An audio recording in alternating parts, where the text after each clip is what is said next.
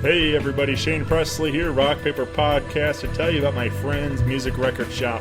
Find them at 4191A Manchester Avenue in the heart of the Grove, right between the demo and the ready room.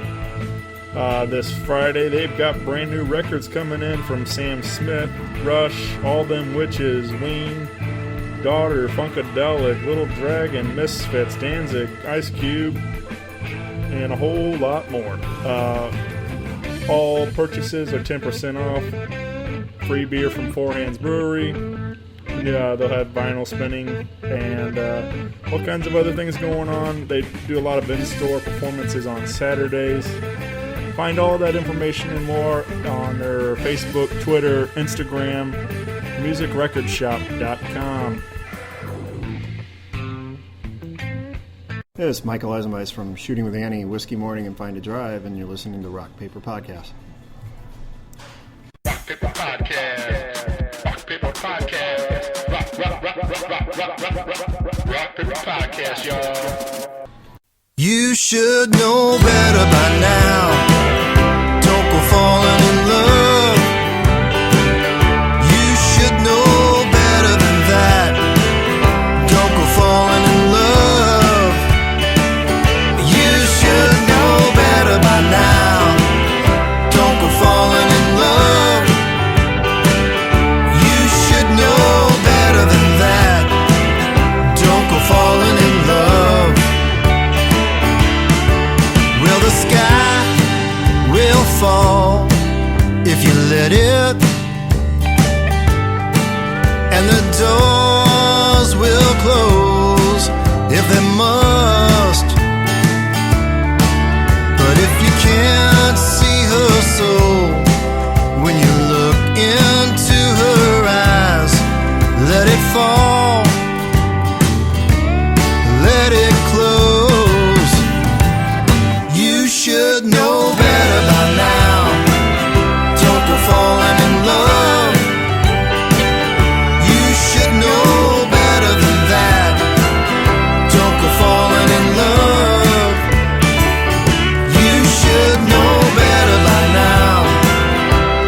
Falling in love. You should know better than that. Don't go falling in love. Well, the heart will lay where it wants to, and your mind, it will wander till it hurts.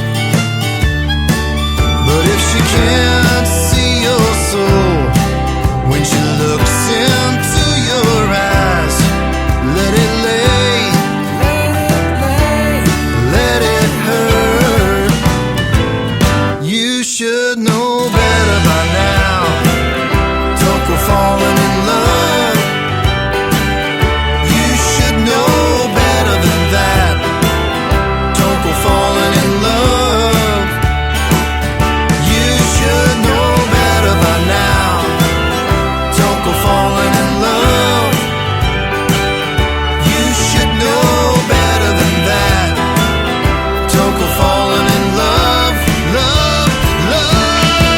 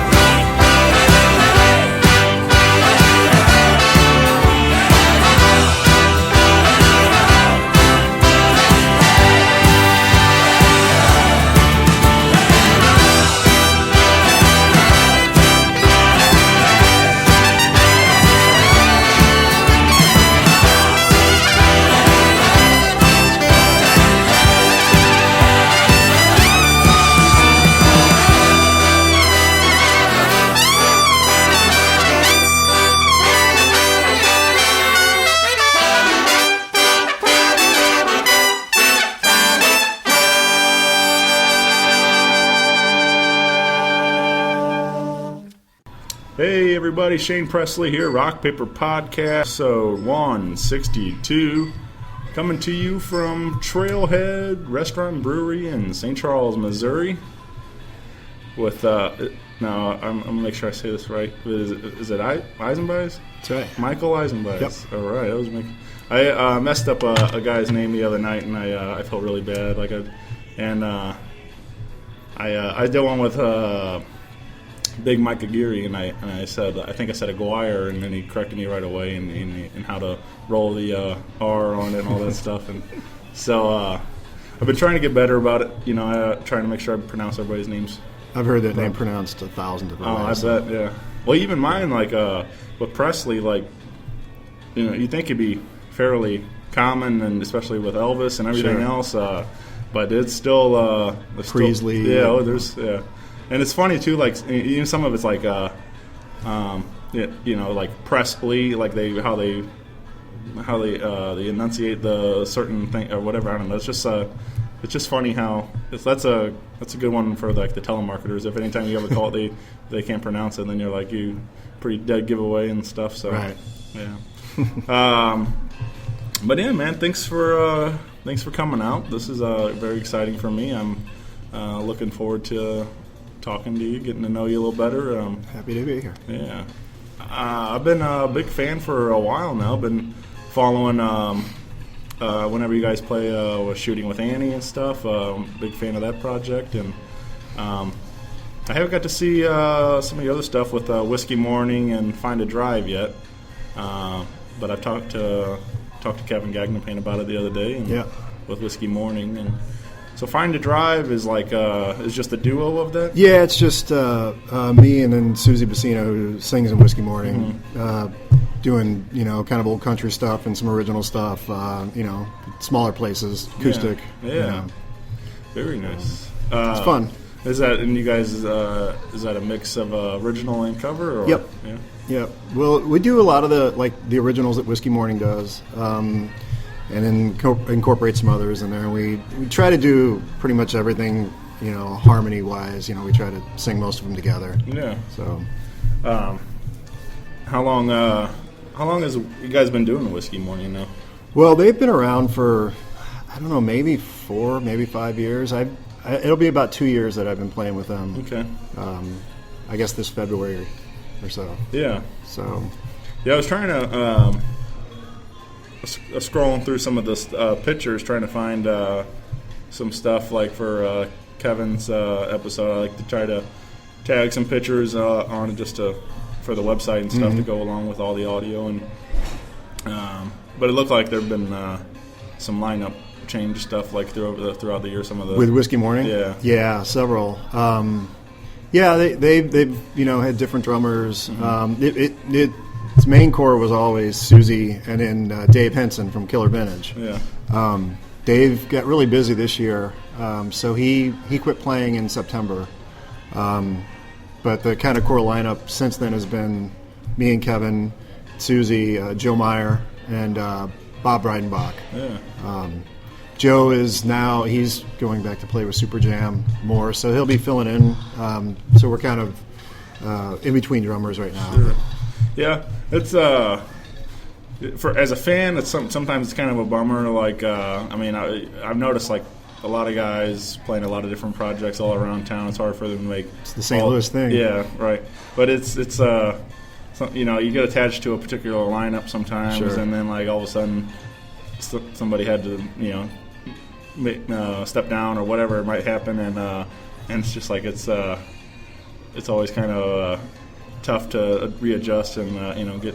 But I mean, not that they're all fantastic players, but it's just it's one of those things just it changes the dynamic every time. So, but I've like I said been following a lot of different bands around, and it's I always joke, but there's an Anchorman. You ever watch that? Mm-hmm. Yeah, there's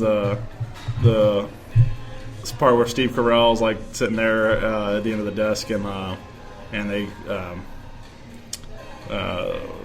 Christina Applegate's character is going to do the news, take over, and he's like, "You're not Ron," and I just always do that line whenever there's a lineup change. I'm like, "You're not Ron," and I'm like, so. But yeah, man. So shooting with Annie, you got. Is there anything coming up with that project? Shooting with Annie probably plays 4, maybe 5 times a year. We started recording our second project, which was the plan was to be 3 different discs. We've got about 18 songs somewhere in their phase of completion, and we've got like another maybe 10 to do. But we worked really hard over the spring. Took summer off. Fall's always a mess because Kevin's always involved with a lot of stuff, and so maybe late this winter we'll get back into that and probably re-record a lot of stuff because I'm sure over that time we've learned to hate some of the stuff we've done, or it's changed, changed direction or something. So I was listening to Grape Stains on the way just to get into the mood and all that. I think that's a great record. Yeah, it still holds up well. Yeah, no, it's I'm like I said, I'm a big fan of it. I really enjoy the album, and what you guys did with that. Like it's there was kind of there was 7 people, not counting all the guest musicians that helped us out on that, and there was kind of a magic involved when that whole project came together with just all of us getting to know each other, playing wise that hadn't played with each other before or something, and so we're that much more critical with what we're recording now because how do you grab that kind of spark that was there in that first recording we did? It's kind of tough. So I think we're a lot more. We pick on ourselves a lot more and pick the material apart a lot more. Yeah. So that's, like I said, probably why we'll end up re-recording a lot of it coming up. But who knows? Yeah. You how much of that album did you write? I guess I had writing credits with a friend of mine that I've played music with since high school. Him and I still bounce songs back and forth. He's in L.A. He directs movies in L.A. now. But he still writes songs all the time. So my old band was the Nukes. And so we still kind of write together. Kevin and I worked on some stuff. And, really it was a whole collaborative thing. There was main songwriters on all of the songs, but... But none of those songs happened without the whole band adding to it. Yeah. Everybody, kind of the shooting with Annie thing is somebody will bring a song, but once you throw it out there, it's not really yours anymore. Everybody starts to work with it and creates the song and what it becomes. It's kind of a letting go of the ego of, well, no, I want it to go this way, or this is the way it's supposed to sound for me. Once you let go of that and you allow yourself to open to everything else, I think really amazing things can happen. Yeah, definitely. So yeah, that's cool. Because like you said, it's hard to find those guys that are willing to. And tends to be a lot of writers are pretty attached to what their personal stuff, and it's hard to release it to a group, to a collaborative effort like that. So I think I think probably it's a musical maturity thing. When you're young, you're either the original music guy or the cover music guy, and you nail it. Yeah, very unprofessional. My phone's going off here. You're either we just do original stuff or we just do cover stuff, and then as you get older, you do cover stuff because you want to make some money. Sure. And then you appreciate the original stuff that much more, and you're not as tied to. I'm a guy, like, I'll write a song, and in my mind, okay, that's the way the song goes. And it's so hard for me to deviate away that the process, especially working with, Kevin and I work a lot together, it pulls me out of my box of, no, but it's these 3 parts, and this is the way it goes. Yeah. And it's helped me a lot having somebody to bounce that off of. Yeah, we talked. Me and Kevin talked about songwriting quite a bit on his episode, and we're both big fans of a lot of that Americana kind of country stuff that's coming out. And Jason Isbell, Ryan Adams. Sure. Yeah, Jason, that guy's fantastic, and I told him, I think it was off mic, but I told him to check out John Moreland. He's one of my favorites. And he told me about that, and I've been checking him out now. Yeah. He very Springsteen-like. Yeah. There's some. So him and John Moreland and Jason Isbell's records came out the same day. Like Oh, did they really? all sorts of great records came out this one day for whatever, I forget what the day was, but May something. Yeah, they called it like Americana Christmas because like so many great records hit on that same day, and so for whatever, I was already a fan of John before that record came out, and I picked up John Moreland's In the Throes and Jason Isbell's Southeastern on the same that same week, and so those records are always connected for me for that reason. But for me, they go to hand in hand. Like I'll listen to one, I always have to go listen to the other.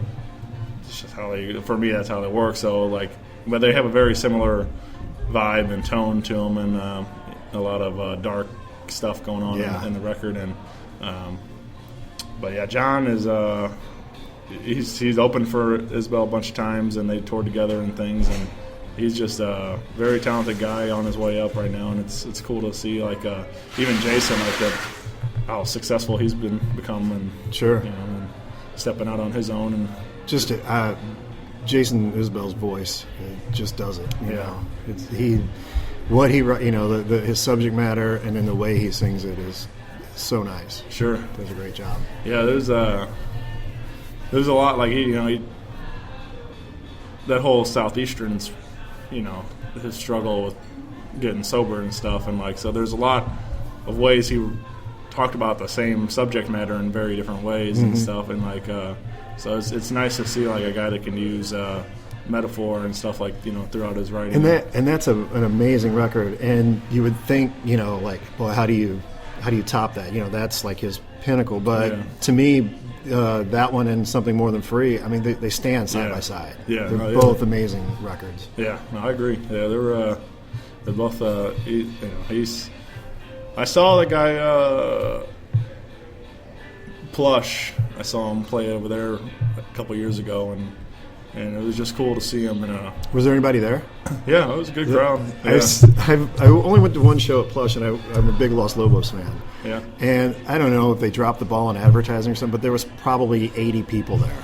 Yeah, I think this one sold out, because this was right before he was hitting, so he was drawing good. He did, and he ended up picking up a second night over at Off Broadway. So he did another night over there, and that sold out right away, also because everything's a much smaller place. Sure. But also, but yeah, so I think he sold out both nights in town, and then of course when he, it's one of the. I had a similar thing too just recently with I saw Chris Stapleton at the Firebird, and I'm like, this is the last time I'll see this guy in a club. I know, this guy's too good to be playing, for He's here. got an amazing voice. Yeah, and then of course it was shortly after that he does the stuff on the awards with Justin Timberlake, and I'm like, there's no touching him now. See you later, and so that would have been a great show to see at the Firebird. Yeah, it was unreal. He's except for it was about 100 degrees in there, but it was just packed in there. But that low ceiling. Yeah, but he sounded incredible, and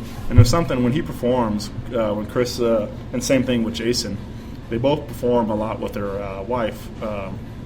Amanda Shires plays a lot with Jason, and plays violin and stuff in his band, and he also plays without her. But when she's available, she's there, and same thing with Chris. His wife sings harmony with him and stuff, and those two is it's like a Johnny and June kind of thing. It's fun to watch them they just stare at their partner, and it's really something special. I can't remember Stapleton's wife's name, but her album's getting ready to come out, and all the buzz is that it's going to be amazing. Yeah, well, I bet she's got a great voice too, and I mean, if Chris helped her write any of that stuff or anything like that, I'm sure it's going to be wonderful. But so when Jason came back to town, he played Peabody, big old theater, and I'm sure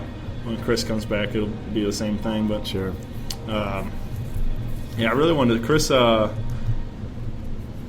for Little Big Town for a while, and they played Peabody, and I wanted to go just to see Chris then, but tickets were a little expensive. I'm kind of curious to see how he works out. His look is a little little rough for the cute little country crowd out there now Sure. with the tight jeans and the But so I'm wondering if he's going to break into that bigger level, like all these, I don't know, they all sound the same, Sure. and he's so different. I wonder if he's just too traditional, and he's, he'll still stay at a little bit lower level for people to actually really enjoy it.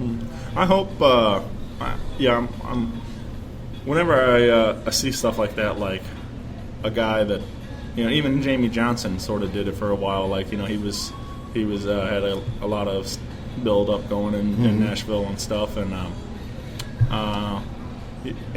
I'm hoping like some guys that are more traditional or a little outside, like that Nashville kind of lends more that way, instead of so much of the pop country that we have right now. Like, well, I think when like speaking of Isbell and stuff, I mean, he's doing it without Nashville, which is awesome. Yeah, sure. and more successful artists that are able to do that and break that whole machine that's shoving all this stuff down our throats. That it's going to be good. I hope that it can that some artists can maintain that. Is how many Jason Isbells are there? Yeah, sure. Not many probably. So might not be possible. Right. I kind of had a similar talk with Al Halladay. He does more like soul and R&B kind of things. But we're talking about that Nathaniel Ratliff and the Night Sweats. Like they're they broke through on radio and a big hit, and he's on Stax Records, and so it's a lot of that old soul in there on the record. And but for a guy like Nathaniel to break through and become a success, almost overnight, he got the song started picking up steam. Then he got on Tonight Show, and then it was all over after that. Like he sold out the Ready Room when he was here in town, and but Al has a similar sound in a way, and it's like it's for me it's exciting to see, if one guy, it's going to open up the door for so many others. So sure. Like I said, the success of Isabel and Stapleton and all these guys, and it only can help shooting with Annie and all these other projects. It just seems like it's a return to more real music, and not so slick, I guess. Sure. So many people have this like that super polished kind of overproduced and music and stuff, and that's like there's something to the rawness and the grittiness sure. and things, and it's just you don't need all that. I mean, I realize there are people that just want to go to the Outback. To them, that's the steak, you know? And that's what, you turn on WIL, there's your Outback artists, But if you want a good, fine steak, something that, you're going to go to a specialized place, and that's what all that music is. It's, sure. Yeah. So, let's backtrack a bit. Let's talk about, have you always lived here in St. Louis? I have, yeah. Born and raised? Yep. In North County. Yeah. I've been here all my life, just outside of town in Wentzville. So I consider St. Louis home here. Yeah. Do you have a favorite local restaurant to? I Indian food. Yeah. Yeah. Haveli used to be one of my favorites out on Page. Okay. Any Indian food. Sure. I've tried to. I've been, as I've gotten older now. I'm 30 now, and I've been trying to try new things all the time. Just, for so long I sort of just stuck in my comfort zone, I guess, or whatever it was.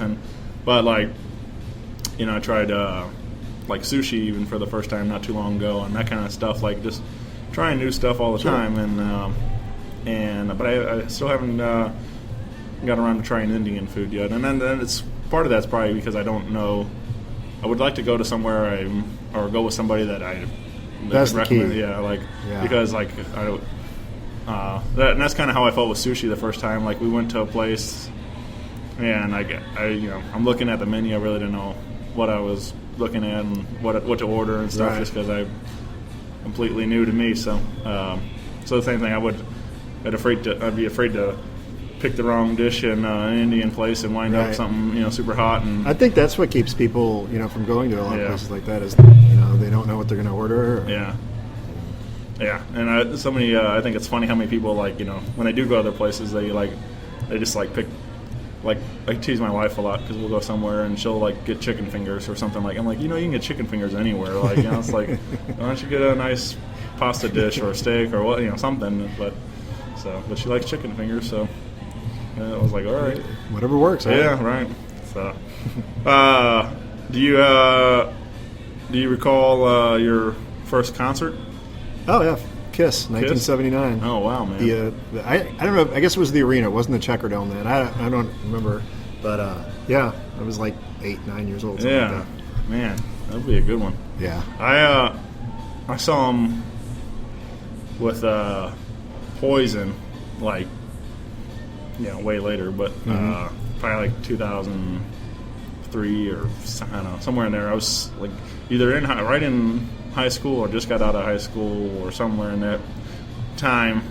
And but yeah, it was over at Verizon or Riverport and or now at Hollywood Casino Amphitheater.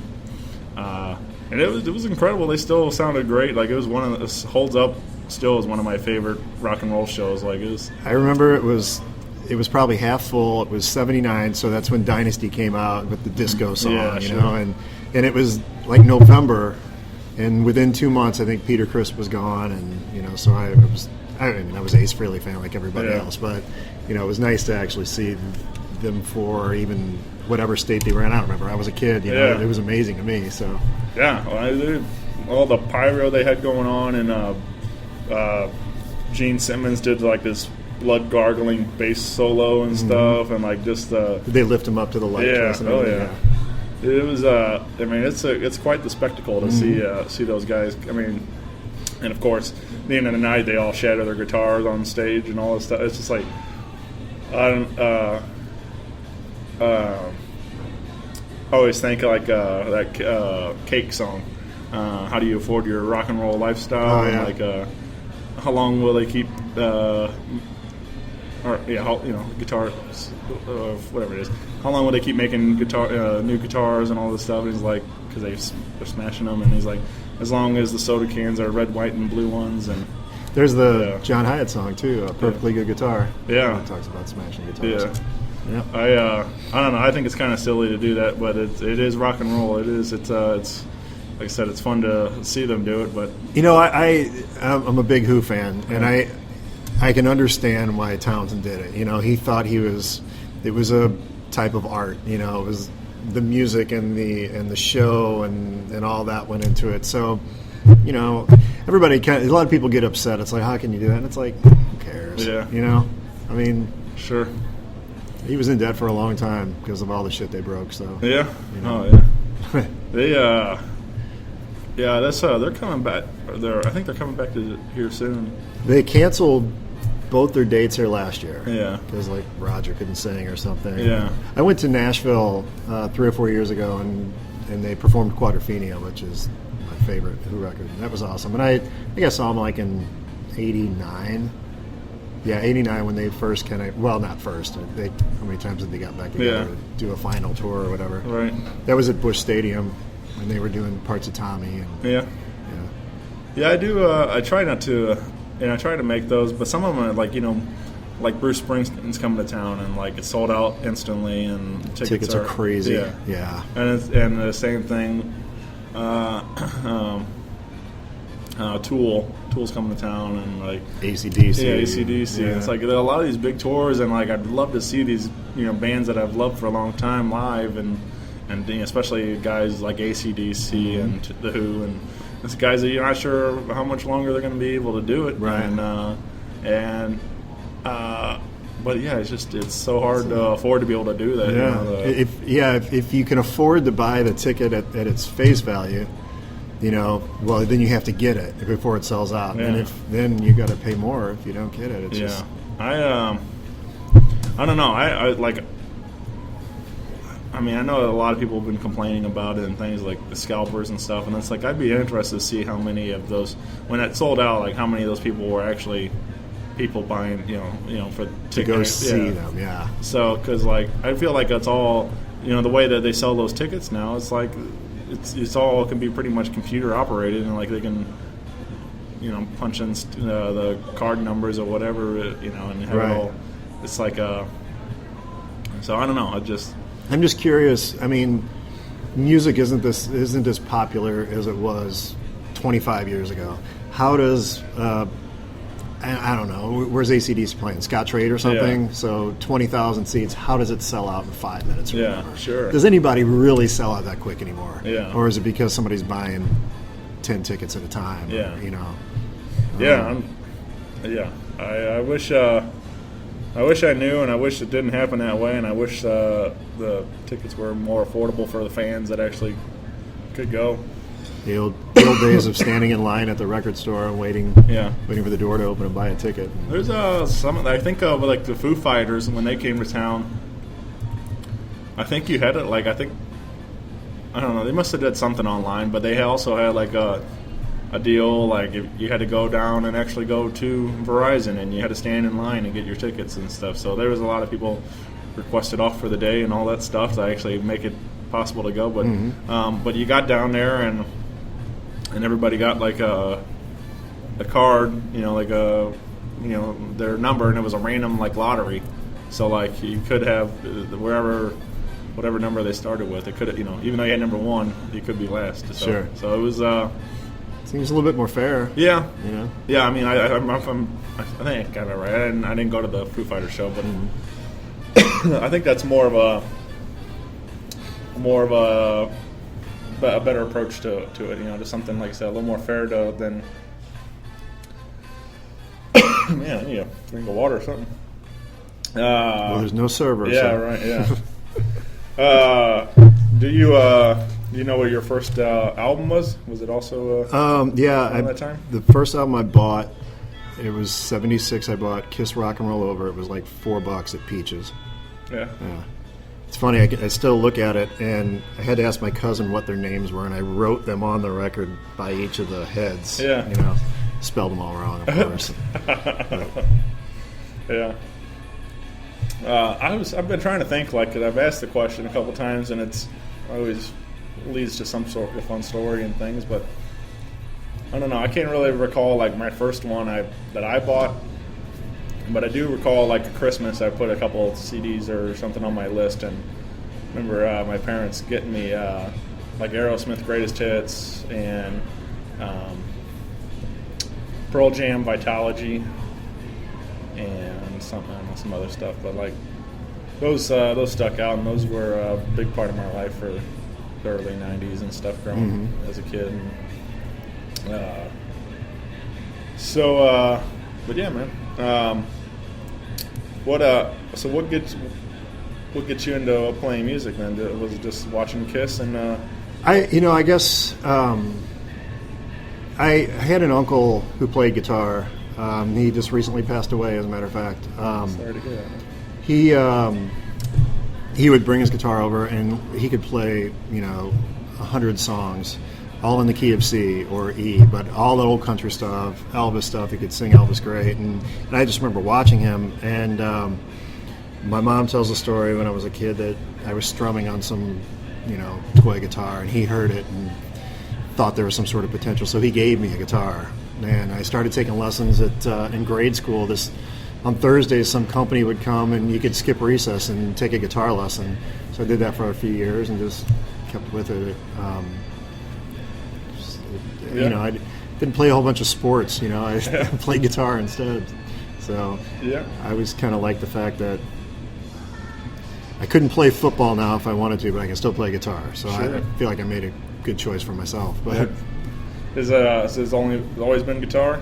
I play. The other thing as a kid, my dad had a banjo, so I played a lot of banjo around the house, and I still, I'm not a good banjo player at all, but I played some on the Shooting with Annie record, and I play mandolin and a little bit of piano, and Okay.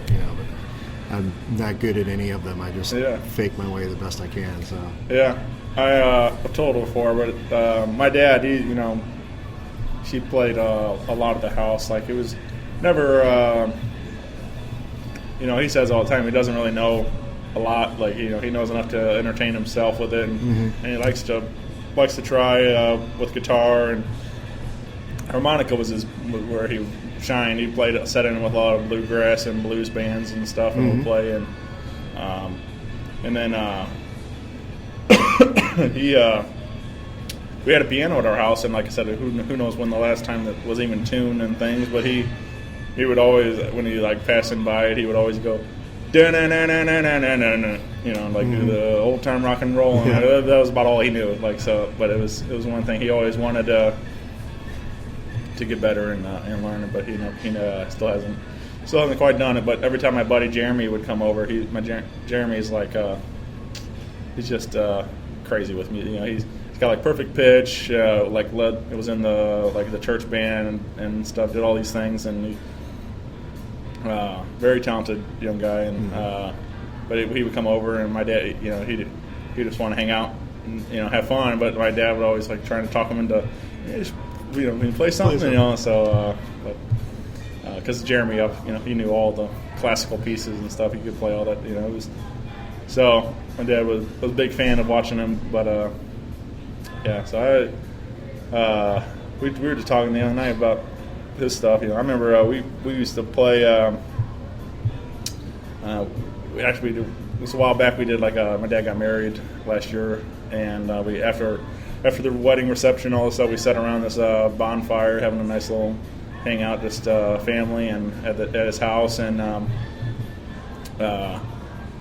my now stepbrother Brad was on guitar. My dad was playing harmonica, and like my 8-year-old cousin was on tambourine, and like actually keeping pretty decent time for. And then we did standing on a rock or chicken train. My dad does chicken train real good from Ozark Mountain Daredevils on harmonica and stuff. So it was just fun. I have musical background in the family, but never been my thing. Like Did you ever try? I've tried a little bit. Like I did pick up a like 6th grade band. They offered you could sign up, and I tried the cornet for a bit, and I wasn't any good, and I don't know. I just never had that natural knack to play, and but for me it was sports. Like I played a lot of basketball and football, and with my size, I was always pretty good at it. So, but then I started having knee problems and things, and I kind of got out of all of it, and I started working full time, and just didn't quite have the time for keep up with sports. And everything else got started taking over my life and things. But so I don't know. For me, it's like I'm a huge music fan though. Like, and I kind of feel like we all have our parts. There's the artists that make it, but they're all I feel like I try to do as much as a fan for to support. That's why I'm even doing this show. Like it was all. I had a bunch of buddies that played, and I was like, I want to help people know who you guys are. And that's awesome. So I've been trying to take it up a notch. I'm as a fan, not just listening and things. Well, there's 1,000 guitar players in town, but there's not many people doing what you're doing. Sure. So, it is fun. It's cool, like to be doing what I'm doing and stuff. But it's like and it feels great to. Lately, like a lot of people, like I said, just last night I had a buddy who was, thanking me over and over for what I do, and he's like, so it's cool to hear that. It feels really, really good to be appreciated, and sure. But yeah, I don't know. Maybe one of these days I'll actually take a lesson or do something, and because I do feel like, I don't know if anything will ever happen with it, but. I do have a dream like of writing a song, and that's like a bucket list thing is to write a song and have it recorded somehow or whatever with somebody, and I just think it'd be cool to I'd be very proud of that, to have it on a record or something like this. So someday hopefully I'll get there. Yeah. But yeah, I think it'd be fun to strum around on guitar a little bit. And, it's a convenient instrument. Yeah. You can bring it around anywhere, you can sit on the couch, you can sit in a chair, you can sit on the floor. Yeah. Lay in bed, whatever. Right. drums would suck, for that reason alone. So. Yeah, my friend Drew, he's been on the show several times, but he, he plays a lot of drums, but he has uses a cajon a lot with a lot of the acoustic sets that he does, and that's a great thing for, if you compared to the full kit, but he can get a lot of different sounds and tones out of that, and with just that box. So sometimes we'll do a Whiskey Morning Trio, and Joe Meyer will bring that. Yeah, and Joe can play anything. Sure. He's amazing. But yeah, it's a pretty cool little instrument. Yeah, a little more convenient than trying to carry around a whole kit. Yeah. But yeah, it is a nice thing. The same thing with harmonica. You can fit in your pocket, and you can take it around. I don't know. I think that I do find I don't know if it would be guitar. I think it would be fun to try any of it, and to get good enough. But I do, like I said, with my dad playing harmonica, and the fact that I do really enjoy the blues. I think harmonica would be a lot of fun to play too. Sure. Something about it just draws me to it, and I'm a big fan of a lot of different guys that play around town, and I watch Tom Papa Ray play with Jeremiah Johnson band a lot, and some of those guys, and Phil Wright has been on the show, and so a lot of cool harmonica players and stuff too. I used to do a lot of kind of just solo gigs, and I would play harmonica and with guitar, and I figured out just what I needed to do. Yeah. Well, kind of getting involved with this. I'll say Beatles tribute, but we haven't really playing Beatles songs. We don't know the extent of how we're going to do it. It's me and Joe Meyer and John Bizzoni and Jerry Jost, and I'm trying to learn the Lennon harmonica parts. Well, doing all the research, he used 3 harmonicas. So he crossed harp on these, and he had the chromatic or whatever. So I'm trying to learn just the few harmonica parts, which seems so simple, but instead of blowing out, you're drawing in a lot, and it's just screwing with my brain. It's it's just constant going over and over and over it, and just learning the pattern and kind of the muscle memory of it. Sure. Is the problem, but. Is that what is that? So that's early stages.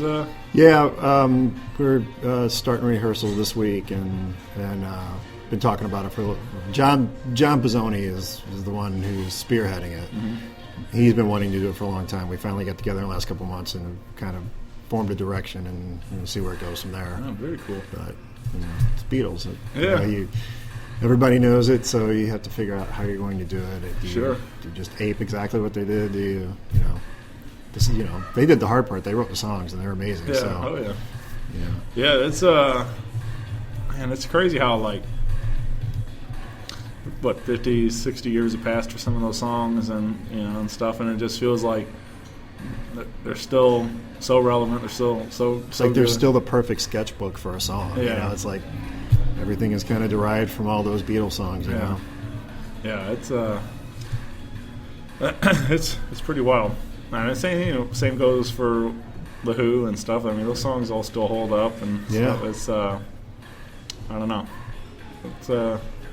It's crazy how so much of the world's changed, but those songs are still the same. Yeah, and even young people, 15-year-olds know the Who songs. They know Zeppelin songs and stuff because it's still played a lot. It's in TV commercials and stuff or whatever. It's themes for TV shows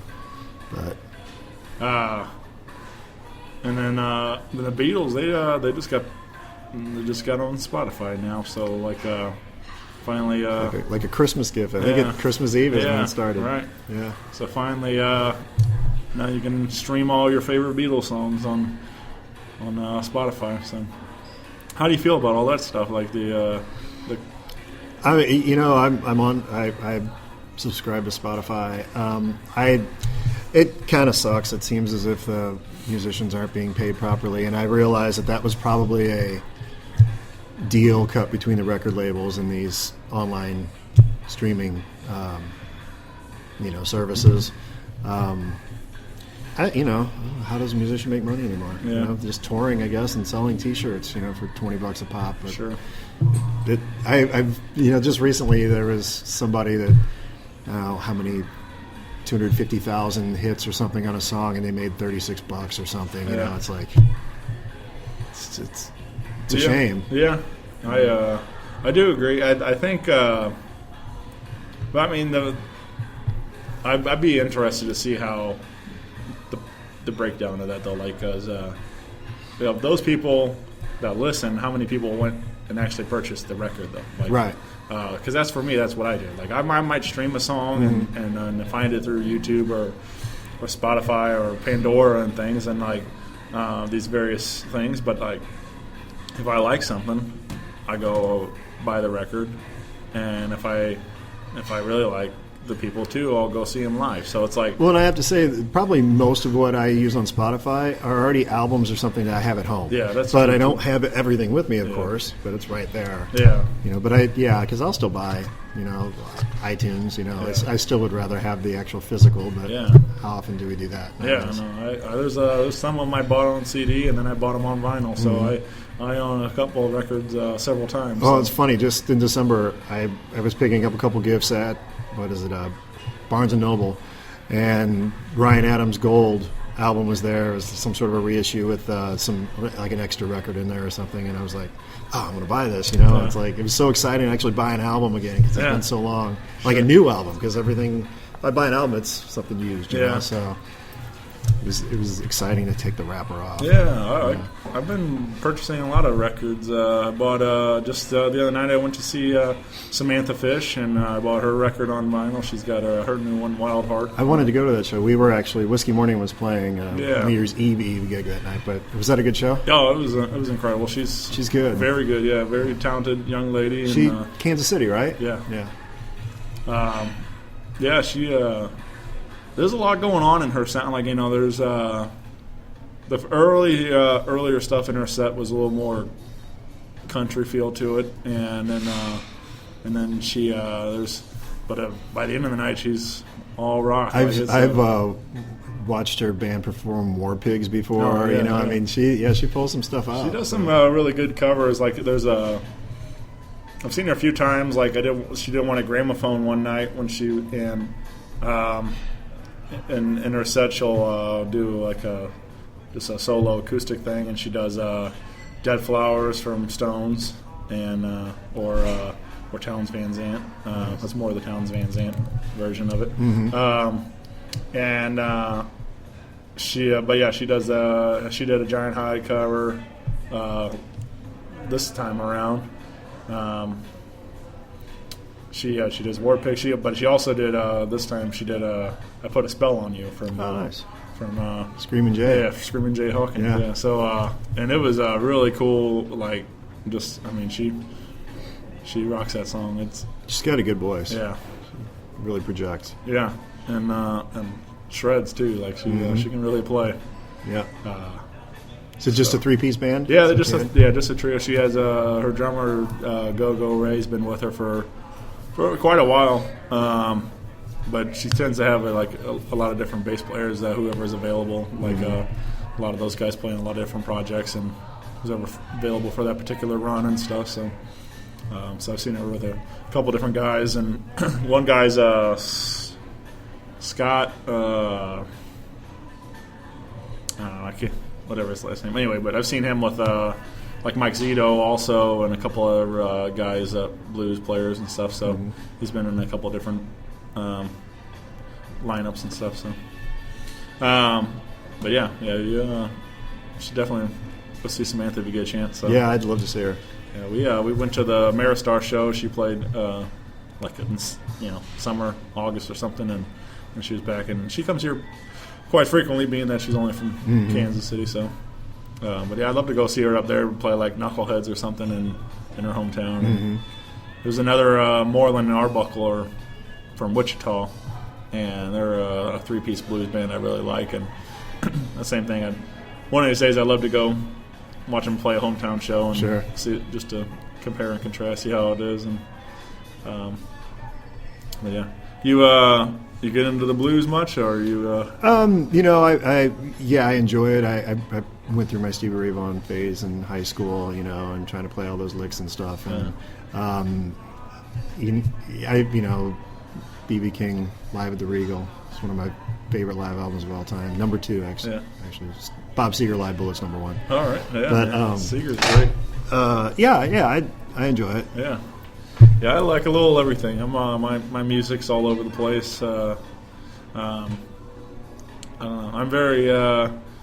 I'm very picky though with some of it. Like, I can't listen to like all metal, but there's metal bands I like and Sure. stuff like that. There's somebody's doing something unique with it or original and stuff. I tend to something stands out to me a lot more than but there's a lot of junk in between and stuff. So Yeah.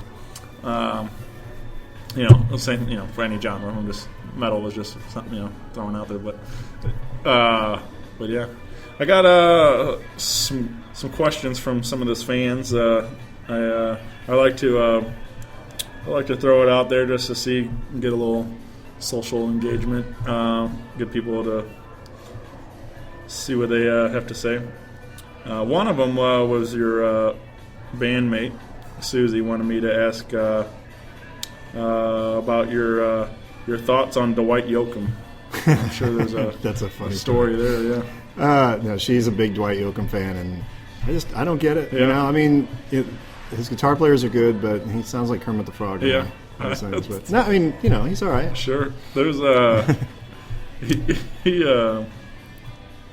we always joke. Me and we're fans. Like, I like guitars and Cadillacs and some of the stuff. I don't celebrate the whole catalog, but Right. There's a song that he came on, a newer one. I like Back of My Hand, and me and my buddy Dustin always like joke singing to each other and stuff like pick a number 1 or 2 and stuff like it's just a kind of a goofy song, but it was somehow a hit. We do a couple of them in Whiskey Morning. Yeah. She wrote one called "With Love, Dwight" about meeting him. Okay. Sometime in the past, probably when he was better looking than he is now. But Yeah. no offense to Dwight, I'm sure. He is a big listener of the Rock Paper Podcast. So. Let's see what else we got here. There was pull this up here.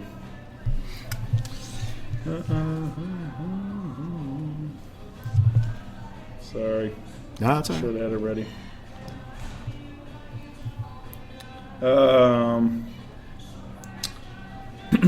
John wanted to know how you went from a punker to a country picker. John, who's John who? I don't know how to say his last name. K. Keeney. Yeah, he plays bass with us sometimes. Oh, yeah?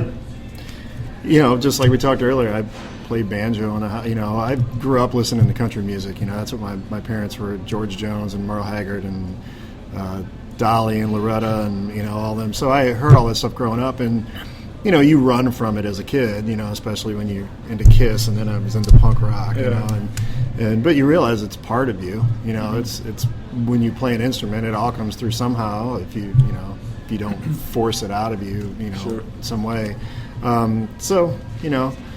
I feel like it's sort of natural progression. A lot like you go through your like teen angst kind of stuff. You relate to more to the punk and rock or what that the kind of edge and stuff. the energy Yeah. and the danger and Sure. And then and a lot of people as the subjects come up a lot where you got guys that were rockers and now they're playing like country music and stuff and I think a lot of guys realized if they want to keep doing it, it's hard to keep screaming all those songs and stuff, and so you have to tune it down a bit to more of a country, more mellow vibe to it. I like the challenge of playing a different style that I don't know how to play, even if I know the music. Years ago, I was around one of those campfire bonfire things, and like a little jam session, and some friends that I still play music with when I can, the Lodge Brothers, Keith Dudding and Wayne Shell and John Nell and Rich Heyer. I listened to bluegrass. My dad was a huge bluegrass fan, but I just started playing with them and learning from them, and I'm still not a bluegrass player, but those guys know what they're doing. But it was the challenge of it, and whenever I do play now, my arm kills me trying to play that fast and Right. stuff. But But it's like anything. It's fun to attempt something else, and not just be like a kind of a cheap mimic or something, but to actually try to see where it comes from a little bit and delve into it a little bit. Yeah. The country stuff. I mean, when I always feel like people. There's a lot of people that get down on country, like it is. They don't like it and things. And not like I feel like with country music today, like, I mean, granted there's a lot of the pop stuff in there, but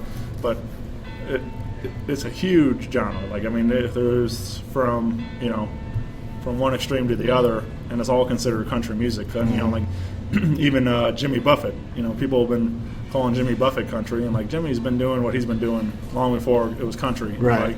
And but there's some people think of country music as just Hank Sr. Twanging a guitar, but there's so much more that's included in it now. And I think like if you would look at even some Zeppelin songs or some Bob Seger and all these guys, like they're considered classic rock, but if you listen to those songs, those are country songs. Like it's like there's all that's included in what if it was coming out today it would be considered a country song. Sure, it could. Yep.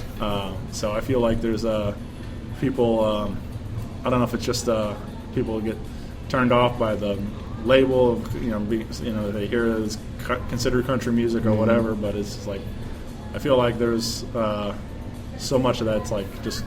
It's all just music, It's just all the genres are blending all the time, all over the place. So you got today you got like Jason Aldean. He played those were rock guitars and Eric Church, like he's got a metal band that back they're a real heavy band that backs him on a lot of that stuff, but they can also play banjo and country stuff. And it's funny, like in the 90s. The country music, Brooks and Dunn, Garth Brooks and stuff. I think back to that time. I think, man, that stuff was horrible. And now, like Whiskey Morning's going back and pulling some of those songs from the '90s. I'm like, man, this stuff is so country compared to what there is now. Sure. But that's actually a good point because the punk to country. I mean, Uncle Tupelo is the one who bridged that gap, really. And regardless of what you felt when they were around at the time, if you liked them or not, or didn't quite get it. I mean, they basically invented alternative country and mixing, Neil Young and the Minutemen and Graham Parsons, mixing it all together and creating what they did, So yeah, I think it's cool to see guys like that, like instead of fitting in the mold, they kind of pave their own way in some way and make something unique and original to a little bit, and so yep. Let's see what else we got here. Larry asked, "Merciful Fate or King Diamond solo?" Merciful Fate. All right. Easy answer. King Diamond solo is okay, but Merciful Fate changed my life when I was 10. Yeah. It's got to be somebody that knows me if it's right. Larry. Ray says, "How many guitars can you play at once?" I don't know. I'm just going to say one on that one.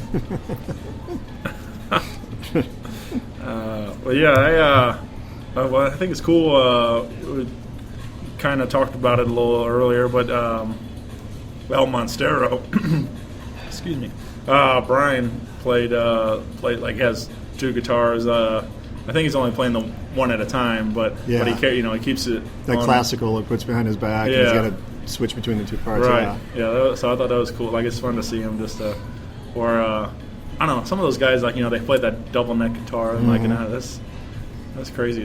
Like, there's a lot going on there. Or between the two. Yeah.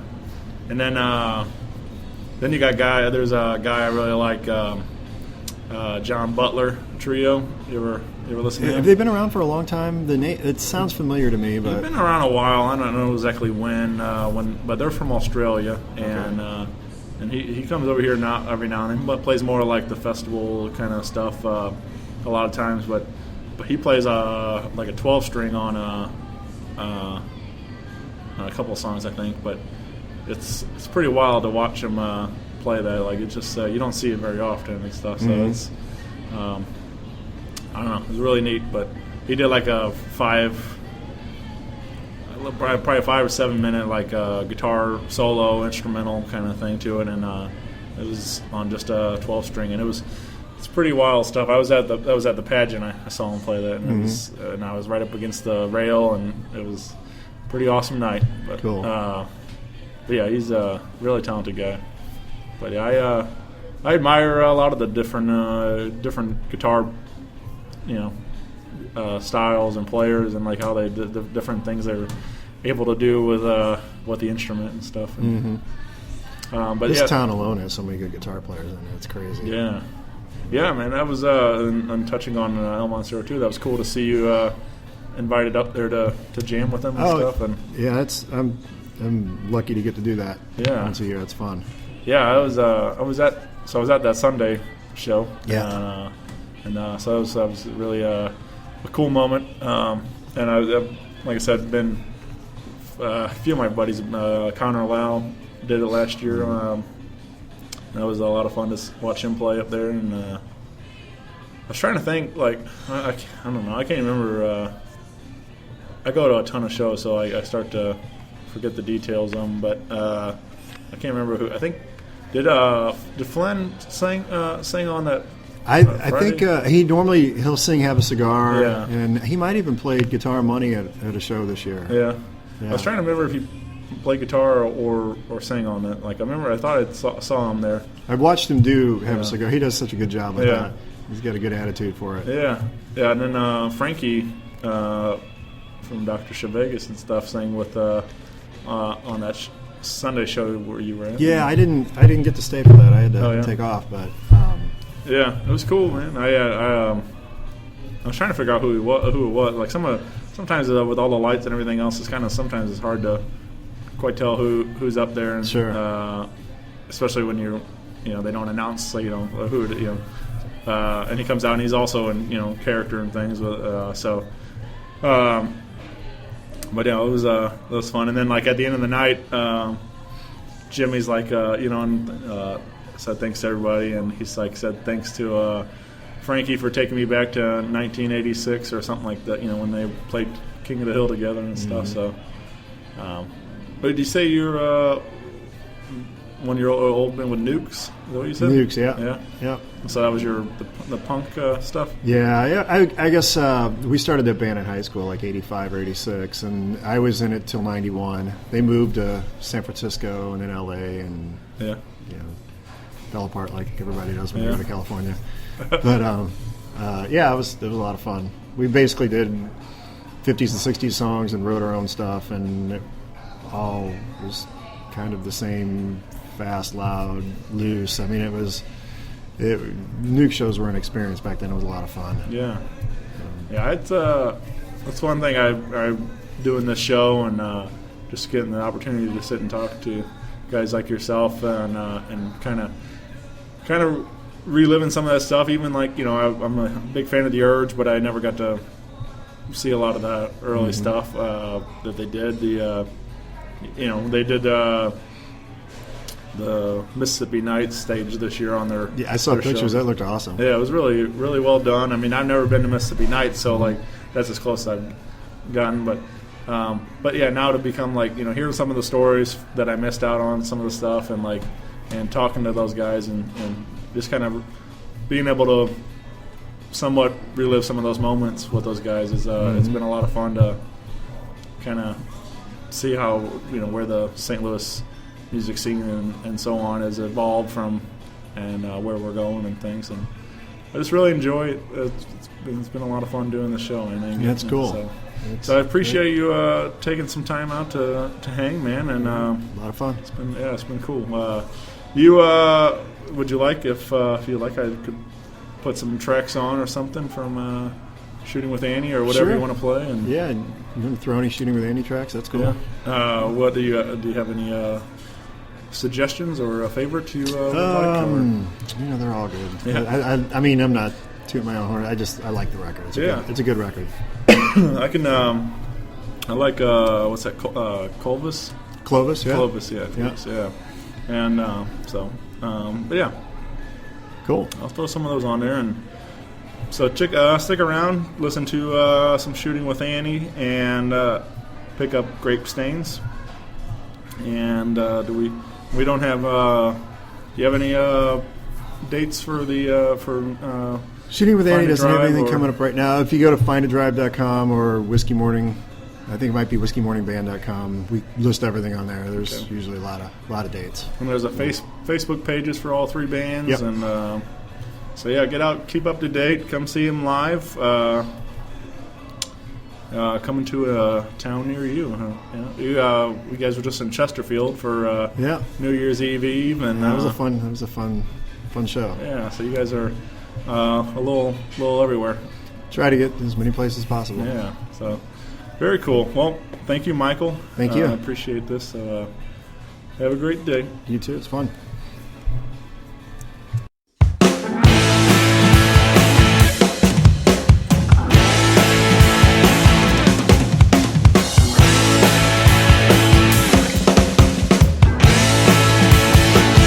Will you stay with me tonight in a hotel in Clovis?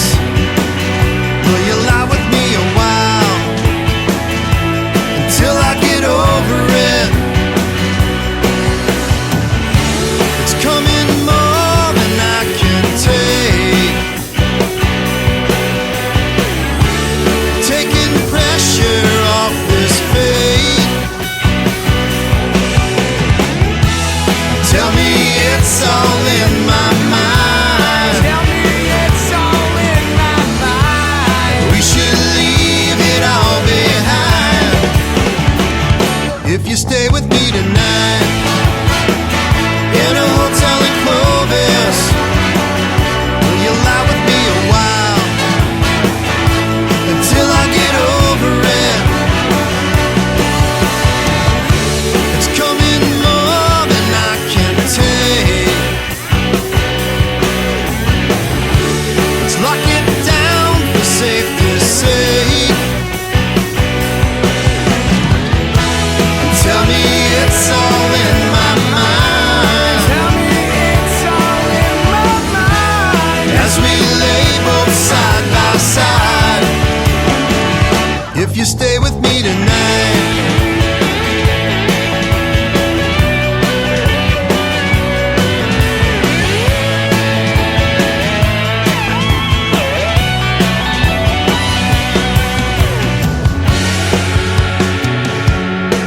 You know I'll wait for you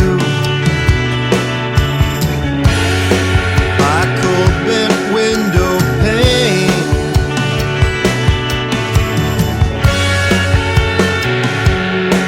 I said I'll wait for you with that same look on my face. Tell me it's all in my mind. Tell me it's all in my mind. We should leave it all behind. If you stay with me tonight in a hotel in Clovis, will you lie with me a while until I get over it?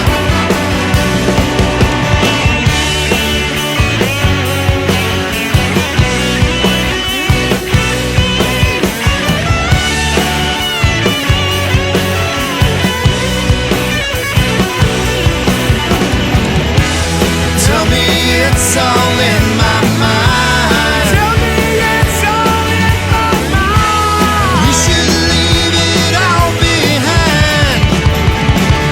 If you stay with me tonight in a hotel in Clovis, will you lie with me a while in a hotel in Clovis?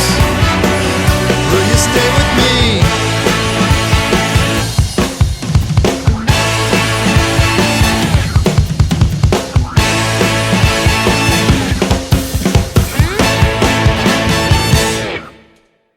Paper Podcast. Paper Podcast.